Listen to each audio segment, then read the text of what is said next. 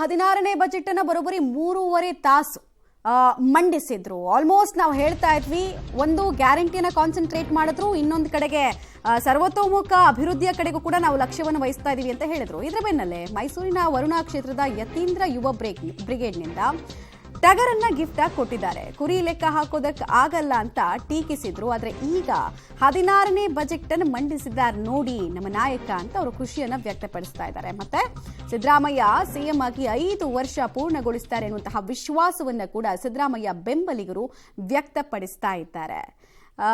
Siddaramaiah followers ಈಗಾಗಲೇ ವಿಧಾನಸೌಧದ ಮುಂದೆ ಜಮಾಯಿಸಿ ತಮ್ಮ ಖುಷಿಯನ್ನ ಈ ಮೂಲಕ ವ್ಯಕ್ತಪಡಿಸಿದ್ದಾರೆ. ದಾಖಲೆಯ ಬಜೆಟ್ ಮಂಡಿಸಿರುವಂತಹ ಸಿಎಂ ಅವರಿಗೆ ಗಿಫ್ಟ್ ಕೊಡೋದಕ್ಕೆ ಟಗರನ್ನ ತಂದಿದ್ದಾರೆ. ವರುಣಾ ಕ್ಷೇತ್ರದವರು ಯತೀಂದ್ರ ಯುವ ಬ್ರಿಗೇಡ್ ನಿಂದ ಈ ಟಗರನ್ನ ಸಿಎಂಗೆ ಗಿಫ್ಟ್ ಕೊಡ್ತಾ ಇದ್ದಾರೆ.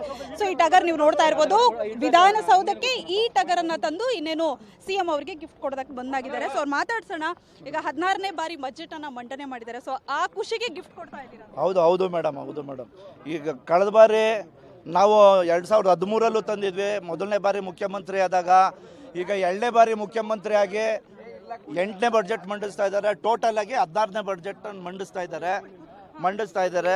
ಹಾಗಾಗಿ ನಮ್ಮ ನೆಚ್ಚಿನ ಮುಖ್ಯಮಂತ್ರಿಗಳಿಗೆ ನಮ್ಮ ಪ್ರೀತಿಯಿಂದ ಸಾಕಿರುವ ಈ ಮೈಲಾರಿನ ಸಾಹೇಬರಿಗೆ ಗಿಫ್ಟ್ ಕೊಡ್ತಾ ಇದ್ದೀವಿ. ಈ ರಾಜ್ಯದ ಜನತೆಗೆ ಒಳಿತಾಗ್ಲಿ ಅಂತೇಳಿ ಈ 5ನೇ ಬಜೆಟ್ನ ಮಂಡಿಸ್ತಾ ಇದ್ದಾರೆ. ಇದು 16ನೇ ಬಜೆಟು. ಹಾಗಾಗಿ ರಾಜ್ಯದ ಜನತೆಗೆ ಶುಭವಾಗಲಿ ಅಂತೇಳಿ ನಾವು ತಾಯಿ ಚಾಮುಂಡೇಶ್ವರಿ ಹಬ್ಬದ ನಂತರ ಬೇಡ್ಕೊಂಡು ಇಲ್ಲಿಗೆ ಬಂದಿದ್ದೀವಿ ಮೇಡಮ್. ಅವಾಗ ಹೇಳ್ತಾ ಇದ್ರಿ ಕುರಿ ಲೆಕ್ಕ ಹಾಕೋದಕ್ಕೆ ಬಂದಿಲ್ಲ, ಬಟ್ ಇವಾಗ ಆ ರೀತಿಯ ಟೀಕೆಗಳು ಕೂಡ ಕೇಳಿ ಬರ್ತಾ ಇದ್ವು ಅವರಿಗೆ. ಸೊ ಈಗ ಬಜೆಟ್ 16ನೇ ಬಾರಿ ಬಜೆಟ್ ಮಂಡನೆ ಮಾಡಿದ್ದಾರೆ. ಆ ಖುಷಿಗೆ ಮೇಡಮ್, ವಿರೋಧ ಪಕ್ಷದವರು ವಿರೋಧ ಮಾಡಲೇಬೇಕು. ನಾವು ಆಡಳಿತ ಪಕ್ಷದವ್ರು ಆಡಳಿತ ಮಾಡಲೇಬೇಕು. ವಿರೋಧ ಪಕ್ಷದವ್ರು ವಿರೋಧ ಮಾಡಲಿಲ್ಲ ಅಂದರೆ ಆಡಳಿತ ಮಾಡೋರಿಗೆ ಹುಮ್ಮಸ್ಸಿರಲ್ಲ. ಏನೇ ಟೀಕೆ ಟಿಪ್ಪಣಿ ಇದ್ರೂ ಮುಖ್ಯಮಂತ್ರಿ ಸಿದ್ದರಾಮಯ್ಯನವರು ಸರಾಗವಾಗಿ ಅದನ್ನು ತಾಳ್ಮೆಯಿಂದ ಜಾಳ್ಮೆಯಿಂದ ಅವರ ರಾಜಕೀಯ ಇಚ್ಛಾಶಕ್ತಿಯಿಂದ ಈ ಬಾರಿ ಬಡ್ಜೆಟ್ನ ಮಂಡಿಸ್ತಾ ಇದ್ದಾರೆ. ಅದನ್ನ ನೆನಪು ಮಾಡ್ಕೋತಾ ಇದ್ರಿ ನೀವು? ಹೌದು ಮೇಡಮ್, ಹೌದು, ಖಂಡಿತ.